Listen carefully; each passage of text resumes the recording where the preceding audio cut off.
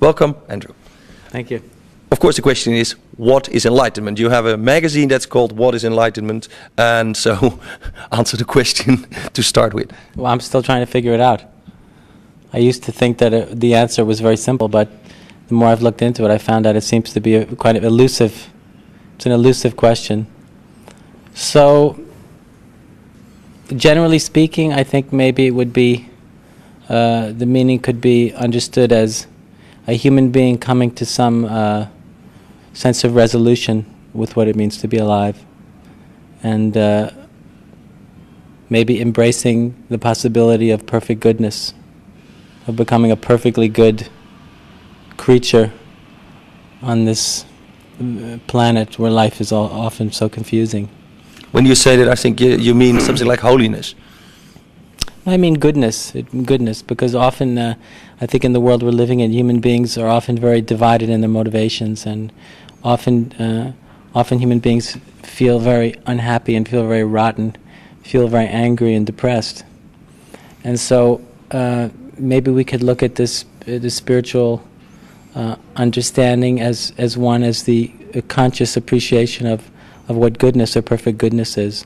Because that's something in this world I think that's very rare, and often it's very difficult for people to even understand what perfect goodness is, because there's so much inside us that seems to be so so far from anything like that. So I think we could understand enlightenment could be understood as the goal of becoming perfectly good, perfectly whole. That brings us to the next question. And what is good? Because we just saw that America bombed Baghdad. Saddam Hussein. I'm sure that many people in Baghdad think that Saddam Hussein is a good guy, and many Americans think that he is a bad guy. So, what is goodness? Is there some kind of measurement? Some kind of idea of what goodness is then? Well, the goodness I'm speaking about has to do with the human being's motivation, because often our human motivations are very divided. They're often not very wholesome. Often what motivates us to make choices and do things is selfishness and self-concern. So I think that I'm referring to a state of consciousness where our motivations in relationship to life itself had become wholesome and good, simple, pure, and true, rather than divided and questionable and dark and shadowy. Maybe, and it sounds simple, but if you see the human being as having some what you could call animalistic things, you defend yourself. You sometimes attack when you feel the people around you are being attacked.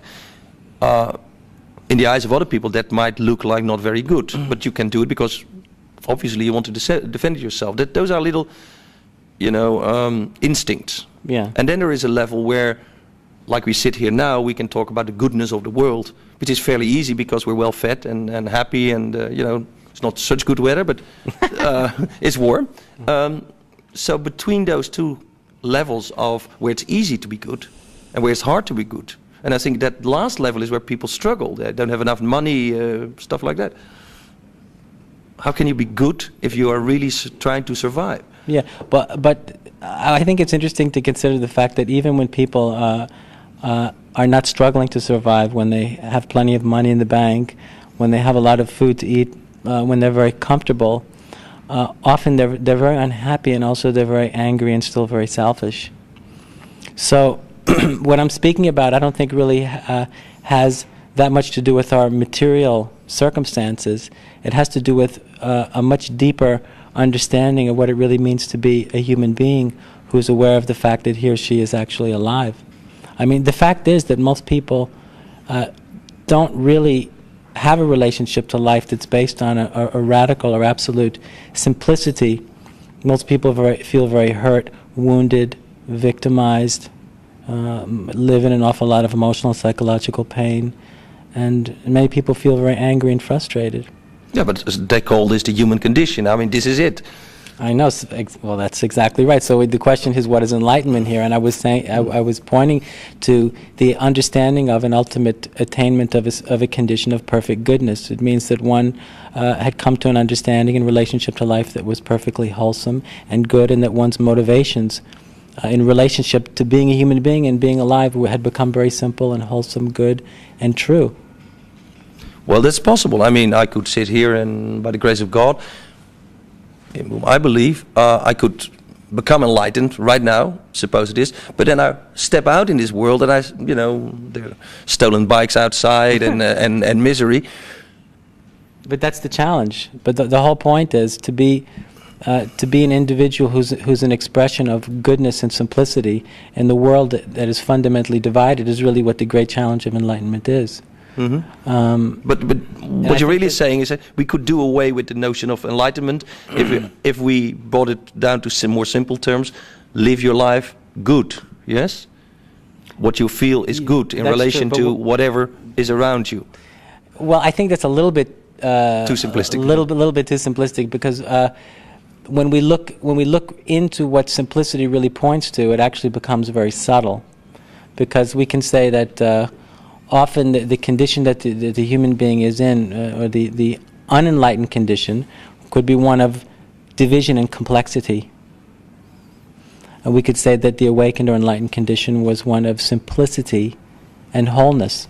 Mm-hmm. Now, in this simplicity, there's great subtlety, because when all of the individual's attention and energy becomes very unified and very concentrated and very focused, it also becomes very subtle and very powerful. Often our attention is very scattered, it's very diffused, and it's often very gross. That's why it's very difficult for us to see very deeply into our own experience, or to see very deeply into life itself.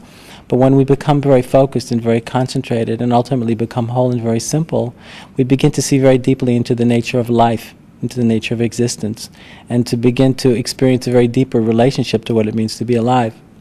So you imply that really the central theme is here is attention, because we influence what we see, but how do we look at the world? And that brings us to reality, because in your view there's two realities. There's what people would call everyday reality, which is full of misery and this and that and that, and then there is that same reality, which is physically not different, but seen by different eyes. Is totally different, is like perfect. And yes, the lion eats the sheep and so on, but there is a certain perfection in that.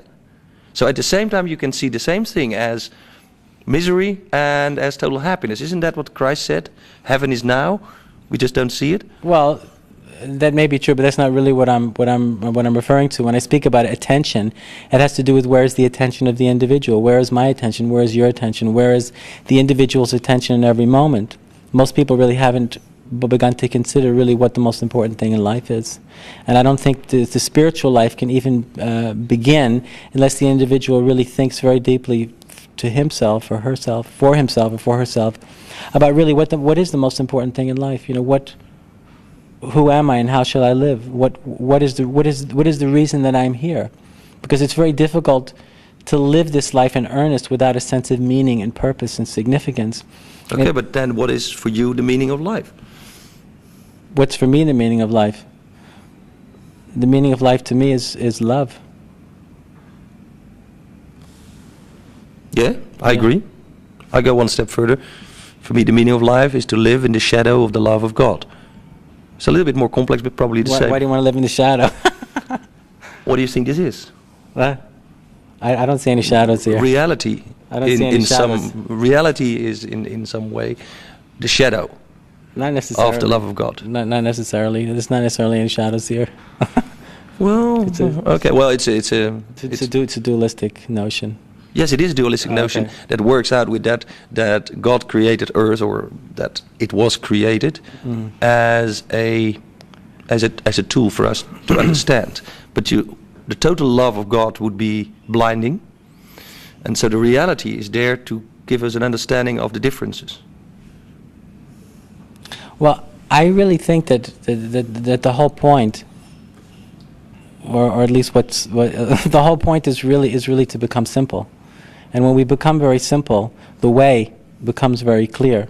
Now, as long as we want to live for ourselves, live to have, to get, to consume, to inquire, to become, then it's going to be very difficult for us to be able to see the way for ourselves, because we're going to be too busy grasping, wanting, consuming, very much concerned with how much we can have for ourselves. But when we come to the end of a self-centered relationship to life, which is the whole point of the spiritual life and the whole point of spiritual experience and spiritual practice. Wait a minute. When we come to a self-centered... The end.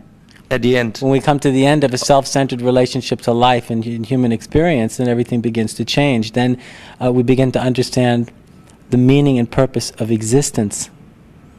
A lot of things begin to become clear to us, and our heart begins to open, our mind becomes very clear, and we experience very much a sense of being very much at the center of everything, very much at one with the source of life itself. Because we begin to appreciate that happiness is found through giving and not through taking. Yet most people say, when they hear the word love, they think, yeah, but I do it, but I want something back. Yeah, but that's not love. That's not love. Love is... Love is not receiving. Love has nothing to do with receiving or getting. It has only to do with giving. In the experience of profound love, one feels utterly destroyed. One doesn't feel like one has acquired anything. One does not feel that one has gained anything. One feels that everything has been taken away and one is left completely and utterly empty. That's what the true experience of love is. But the common understanding of what love is really very materialistic and has everything to do with the ego or the separate sense of self. It doesn't have anything to do with what impersonal or absolute love is. Because true love, impersonal or absolute love, takes everything from us. It doesn't really give us anything. And when everything is removed, you see, that's when we recognize ourselves to be non-separate from life, and we begin to see very, very deeply what the whole point is. These kind of notions, mystical notions that all is one, the all is the one, that we are the all, and that above and below, all those things have been said. Now, the everyday Amsterdam person says, yeah, that's all nice and good, but when I go out in the street, I see very few good people, let alone enlightened people. Well, that doesn't really matter if everybody you see is rotten, or it doesn't matter if everybody you see is a Nazi. The main thing that matters is what you're doing, what I'm doing. We have to be. I think it's very easy to see the faults in others. No, but it would be so nice to see at one time that there's good people. It would be nice. It would be nice, and I hope one day that we will be able to go out in the street and see all kinds of wonderful people. It will be very heartwarming. But in the meantime, I think in order for that to happen, if I begin to do everything that I need to do to become simple and whole and pure-hearted and have a very pure intention, and you do everything that you need to do to become simple, whole, and pure-hearted and of pure intention, then slowly there's going to be more and more of those people out there. Yeah, but people will say, we've heard this story. 2,000 years ago there was Jesus Christ, and there was the Buddha, and there was Muhammad. There's nothing new about any of this. We didn't make it yet. Yeah? Yeah, of course, but the thing is, of course we haven't made it yet. But making it, when one person makes it, then it's happened. And then when another person makes it, then it's happened. So if we want the world to change, then we have to be committed to making that change within ourselves right now, unconditionally. If we really care about the misery and the suffering that we see in the world around us, then we have to become committed to an absolute transformation of ourselves. Because everything that we see outside ourselves that disturbs us is a projection. In the world, well, those same tendencies usually exist inside ourselves. And if we want the world to change, then we have to purify ourselves of those very same tendencies. And in that way, the world really will begin to change. And it will literally begin to change because we will see the world differently, and our relationship to the world will change, and that will have an effect. Well, I happen to agree with you that that's how things work. Oh, good. But that's not what people that went to church in Holland after the war, when I grew up, we went to church and also.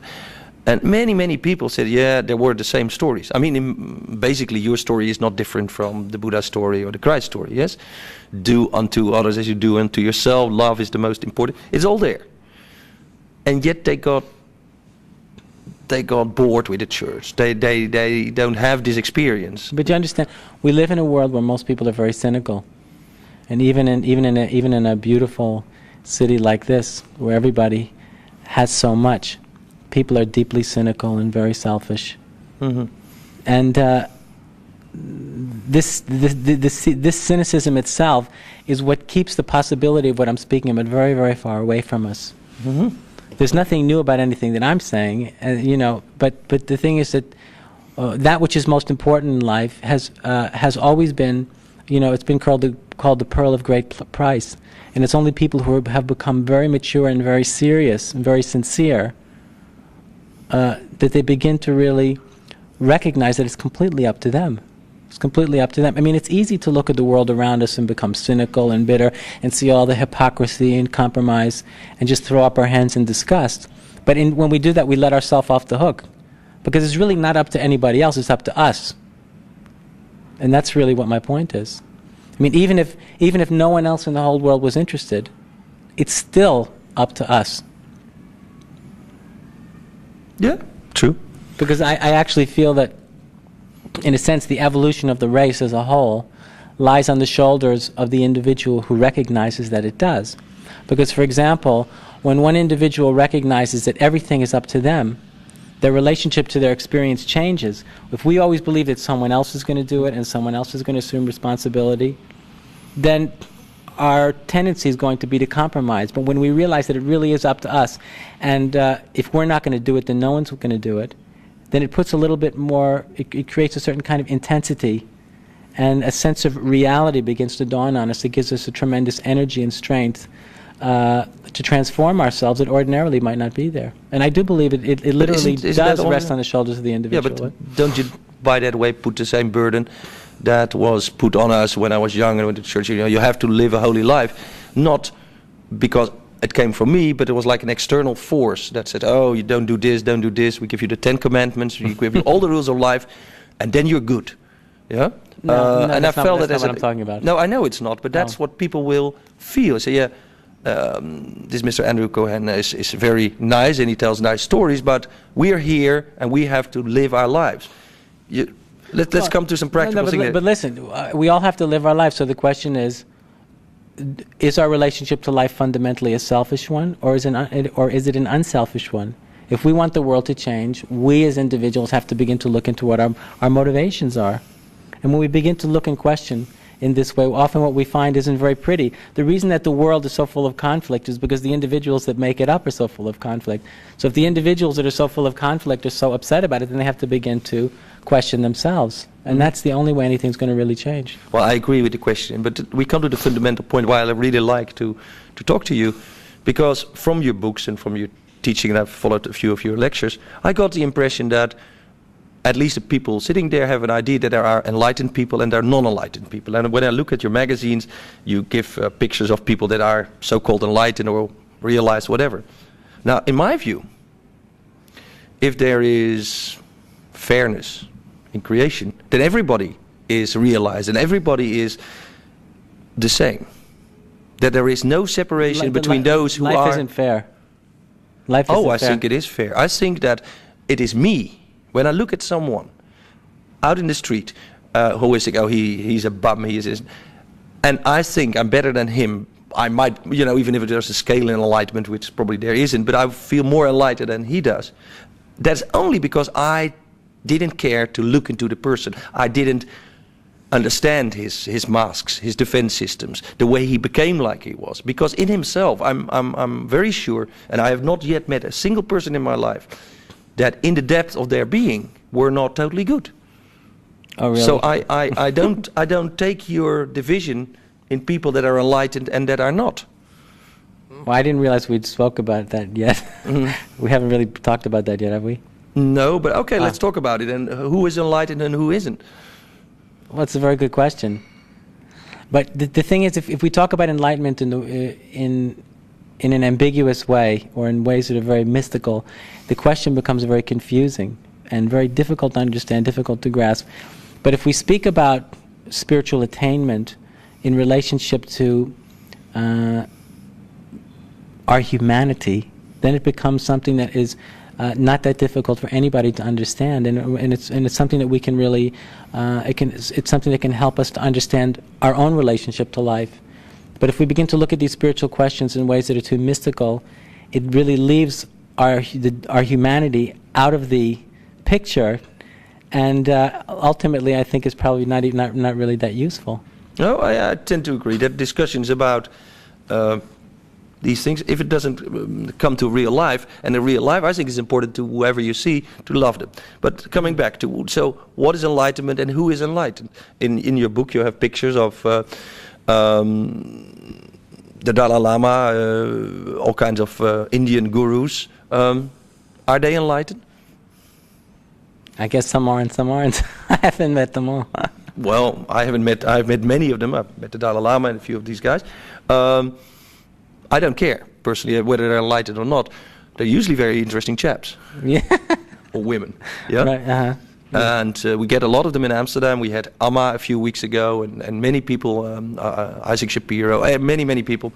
They're very interesting people. And it feels like they indeed have come to some realization.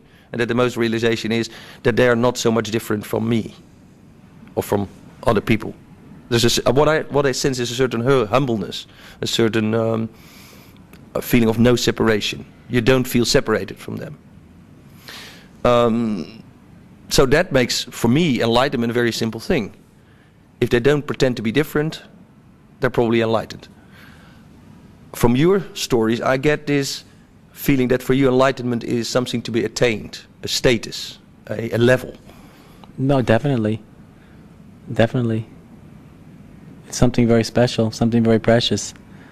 It's not something that's ordinary or cheap to acquire. It's something that one has to make a lot of sacrifices for if it's something that's real. If it's something that's really worthwhile, definitely. Most people don't want to pay the price. The great Krishnamurti said if you knew what it was, you wouldn't touch it with a 10-foot pole. Why? Is it so hard? It's because most people don't want to make the sacrifice that's necessary in order to achieve it. Most people are far too attached to their individuality, to their personality, to their separateness, to their identity, to their history, to their memory, to their pride. And the idea of living without all that is not something that most people are interested in. Absolutely. You said some of these people do have it. Your magazine is about interviews with those people. Dalai Lama is probably best known. Barry Long, whom I interviewed. Margot Anand, which I interviewed. As I say, very nice people. But why are they better? Why are they attained? Well, I haven't met all those people. Excuse me, but your magazine describes them, and as I said again, very nice people. And what unites them is mostly their sense of connection. They connect. Now, if that is true, then the farmer out in the field might be as enlightened as these guys. It's possible. Maybe he might be more enlightened. I hope so. But tell me a little bit about your background, because you have been to India. Yeah, I teach a retreat there every winter. Yeah, but you started out in India with your spiritual quest long time ago, or not? Well, I started before I went to India. I was looking since I was in my 20s. And you come from New York? Yeah, New York City. So you're a Jewish boy from New York? Jewish boy from New York, yeah. Yeah. Do you have still a relationship with the Jewish faith? None at all. Not at all. Never had? Never had, no. But when I was when I was teaching in Israel for about 5 years, I was going twice a year. I would go meet different rabbis and speak to them about spiritual matters. But they all wanted to get me back for themselves. Yeah, they do. But they're a funny lot too, aren't they? Sure. Yeah. Yesterday we had some Jewish musicians here in Amsterdam. I love the music. I love the emotion that go with it. But you yourself, you went searching in India. Yeah. How did you do? You went on a plane and looked behind the stones? How does that work? Well, I mean, I think the most important thing is being very sincere in one's desire for liberation. One doesn't have to go to India for these things. It has to do with, has one come to a point in one's life where one actually feels desperate, that one can't bear to compromise any longer. Oh, I'm sure you can find it in Amsterdam, but this change that you make a decision and say, I'm going to India, which is a different country or whatever, brings you in, it opens your eyes. But is it true that, if the student is ready, the teacher will show? I don't know for sure. It all depends. But it happened in your case? Yeah, it happened in my case. Yeah, you found a guru somewhere? Yeah, but I don't want to go into my personal history. It's not that interesting.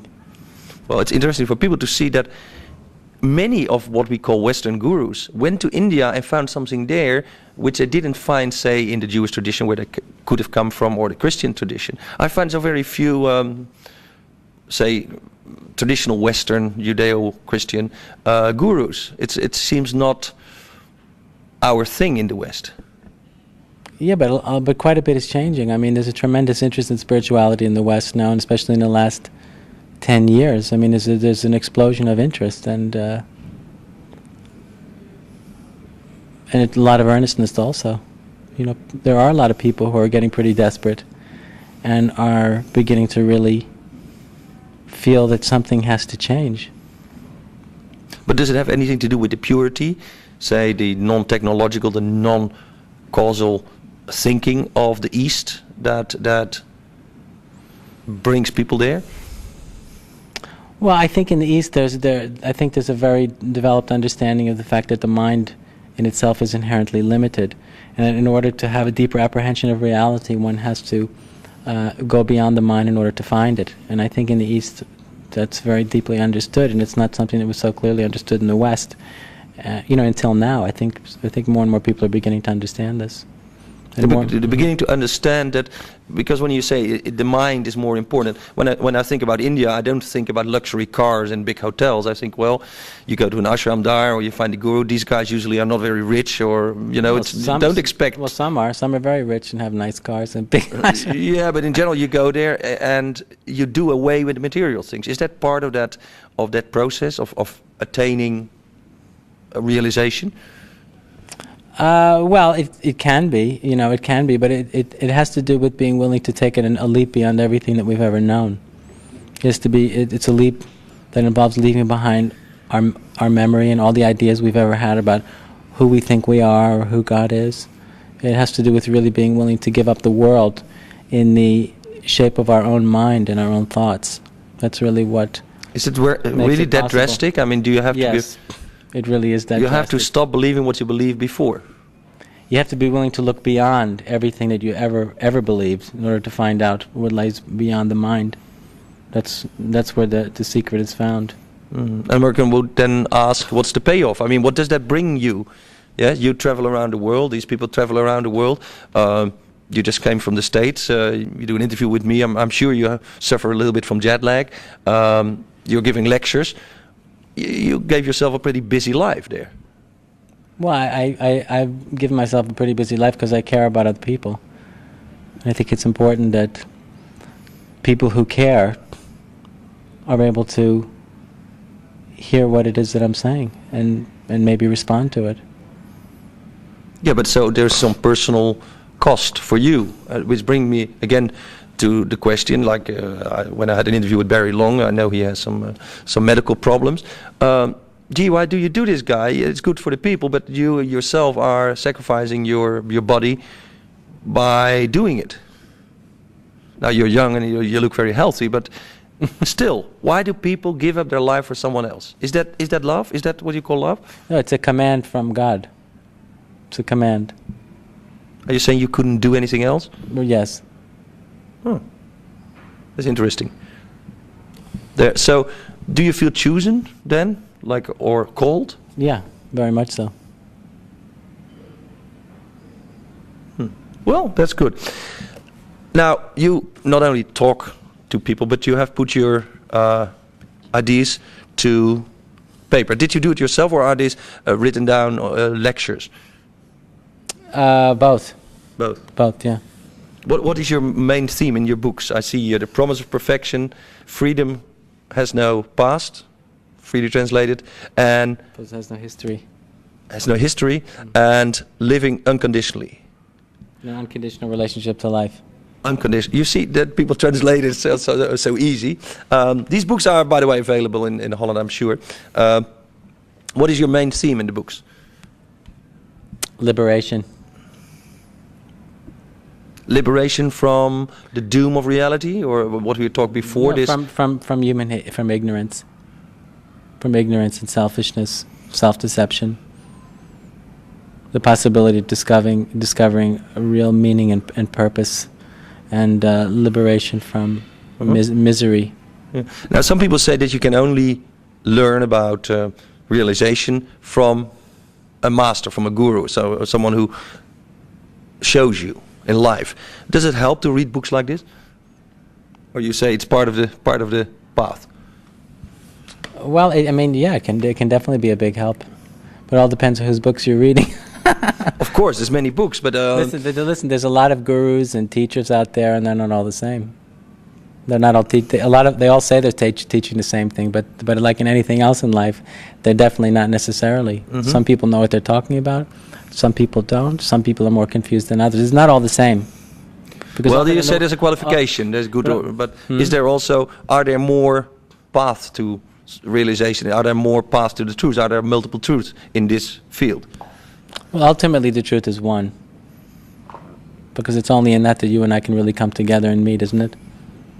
And that truth that isn't personal. No, but we've had on this spot a very deep discussion about the nature of reality. Is this a manifestation of God, the good side, the bad guy? You know, what is evil? Those discussions, especially in the Hindu tradition, go very deep, and there are different opinions. And it's not like in the end that we say, yeah, we all agree. No, there's still this. But don't you think if there is such a thing as truth, that if it was the truth, it would be beyond anybody's opinion of it? Absolutely. Then there is an ultimate truth. That it would be an absolute fact. Yeah, but we couldn't get there. Whether you and I disagreed or had different opinions about it, it wouldn't have anything. It wouldn't alter it at all, would it? It wouldn't affect it. No, yeah. Actually, I'm not sure there. I'm not sure that there are not multiple ultimate truths, because I haven't been close enough to watch. You can't have multiple ultimate truths.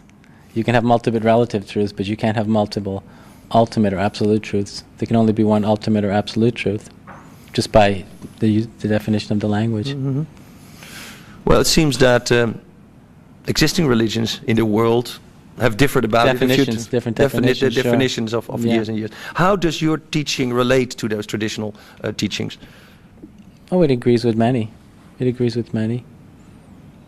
It says that there's an absolute reality, and it says that we need to discover and experience that reality in order to begin to make sense out of human life, out of our own life. And I think a very big part of the spiritual path and spiritual practice is about helping the individual to find a way to make sense out of the human condition, the human predicament. It's a very big part of it. And that's what all religions in one way or another seem to do. Seem to try and do. Try to do, okay. But it seems it comes down to some, I wouldn't say, but fine points like you have to eat vegetarian or not. You know, you start out with the ultimate truth, and it comes down, don't eat meat or do eat meat or whatever. Do you feel that it has to come down to that level of life regulations? Well, I mean, from a certain point of view, at certain times it might have to, but I think that there's more important things to worry about than that. Like looking very deeply into our own heart and really seeing what's motivating us, I think is more important than these other issues. Because you can be a vegetarian and still be a Nazi. Hitler was a vegetarian. So, but practical things. Do you advocate for the people that follow you to meditate? When you just said looking into your heart, is that a certain way? Yeah, yes, meditation helps to get in touch with depth. Yeah, it helps one to experience oneself beyond the mind. It helps a lot. It helps. Yeah. I noticed I went to your a couple of times to your teachings, and I didn't care so much about your stories because I said, well, nice stories, but there was a certain moment when you asked for silence and people to close their eyes, and I did that, and I opened my eyes, and there was, and this is very personal, I saw a total golden glow. All the people in the room, including you, were gold. There was like a golden shine, and I thought, gee, what have I eaten today? You know, we're in Amsterdam, there are some pills around it, but I hadn't. And I said, gee, this is really special. So I had that experience. Now, I've had it with a few other people. The guy from the TM movement, Maharishi Mahesh Yogi, he had the same thing. let's put it very personal. I had the same experience. Is that something that you are aware of, that you do to people? Well, I don't do it. It just happens by itself. Okay, are you aware of the fact that it happens? Yeah, of course. Okay, do you have an explanation for that phenomenon? Do I have an explanation for it? Yeah. The explanation is I told you that I didn't have a choice in doing what I'm doing, that I was commanded to do it. So the same source or energy or consciousness that commanded me to do this is what it was that you saw and what you felt when you came to see me. Yeah, I experienced it, I believe, or whatever we call it, but then why was it gold? Why wasn't it red? Why weren't we all floating? I mean, I have an inquisitive mind, and I thought about it. I said, why does this guy radiate that kind of energy? And as I said, some other people did. What was the quality, but how did it make you feel, the energy? But to be very honest, it did two things for me. I thought, gee, this is nice, really nice. And then I looked around and I saw that the people around me got into this, ease of use, let's call this golden state. All together with you created, or they created, or it was created, whatever, there was a very nice atmosphere. And yes, at that moment, the reality of the world was pushed away, and I could see in the face of the people that the reality was seen different. They came there with all their personal things, maybe their legs hurt or whatever. That was gone for a while. That was one point. But the other realization was, for me, I think I even wrote a poem about it. I said, well, I like the gold, but I think nature has many colors. I'll go for them. Why? Because I realized it was also a kind of, I was happy? Not so much happy, because I'm usually happy, but I felt that I got into a mind state, yeah, that separated me also from the reality of things, of the beauty that is in that colors. Did it separate you, or did it make you feel closer? Because usually in deep meditation, people actually feel closer to themselves and to reality, not really separate from it. And in that state, they realize how far away they are most of the time. It made me feel separate from the misery. It's interesting. And for me, because misery is not misery. Misery, as I said before, is the shadow of the love of God. If you look at reality, at all the various colors that are, and some might not be so nice, if you feel that, and if you look at it, that is really what life is for me, a challenge, you know? See this bum, this homeless in Amsterdam. We have homeless people. I went to them, we made homeless TV, and I learned to like those guys. Yeah, there was wisdom in them, and they knew about the street, and sometimes they choose that life. And that was a very deliberate choice that they made all through their life, that they wanted to live on the street, that they wanted that freedom.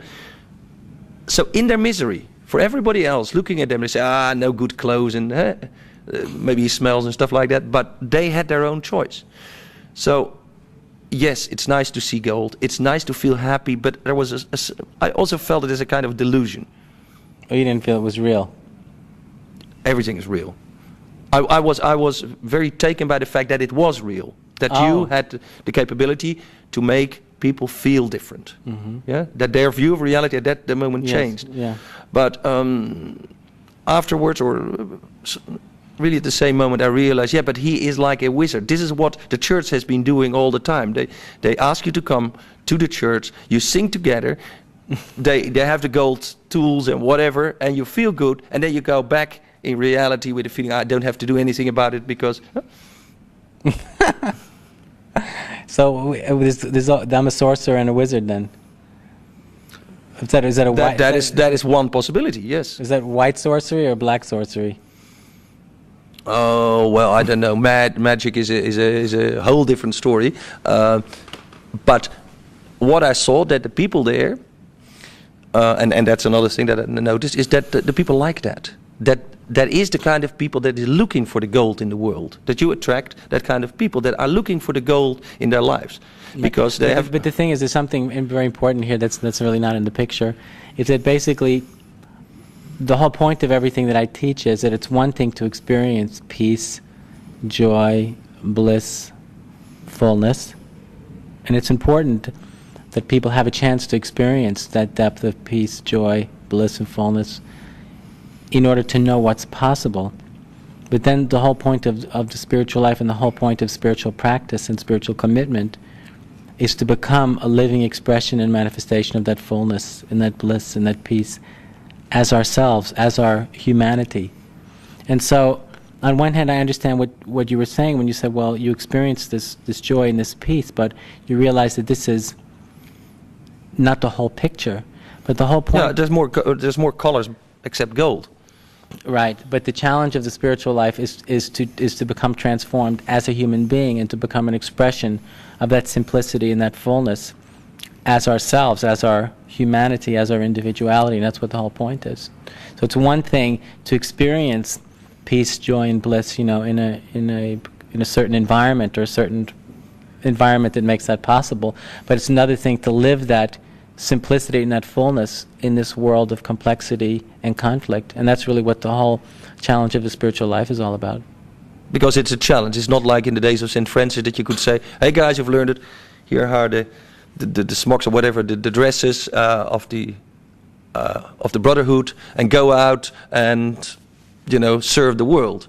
These people go home and yeah, but when I know, but when those brothers had to go out and serve the world, then that was a big challenge too. It is a big challenge to go out and to speak about this kind of simplicity and beauty in an unbelieving and cynical world.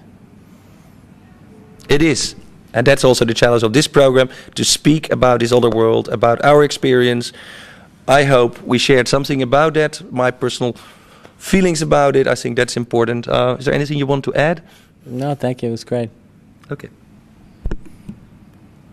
Well, it's mystical and magical. Magical, you do something about it. Mystical, you accept. The accepting person, active, passive. And you see that a person that looks totally magic, totally manipulative. Magic comes from Muhammad. If you become a total, on the other sense, you see the total mystical people who devote themselves to total acceptance of all kinds of stuff. Yeah. So these two things have in the center that, Congo, slavery. It's all the same thing. So, and you're totally committed that this will eventually eat the whole. Now you can say it's a stupid idea, or it's not true, but it's